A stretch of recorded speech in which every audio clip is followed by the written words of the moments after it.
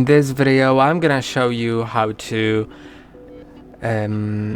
enable voice controls on your DJI Osmo 360. For it, I'll actually take the lens cover off because I'll actually be taking a photo with the voice commands. So let's place it somewhere.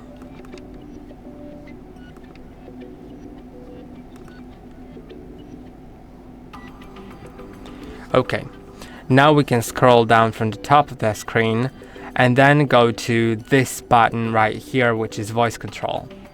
You saw I needed to slide to the next page. Then enable voice control and make sure it's set to either Chinese or English depending on which language you know. You can see voice commands listed here. There are just 4. Let's see how they work. Start recording. You can see it has started in the last used video mode. Stop recording. And it has started. Take a photo. Take a photo.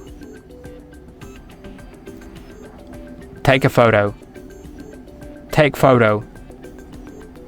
Okay, I needed to say take photo. And you can see it also uses the last used photo mode, also with the timer that was last set. I recently set it to 10 seconds. I can also say shut down, and it shuts down. And that will be about it for the video. I hope that this video was helpful. Don't forget to like and subscribe. See you in the next one.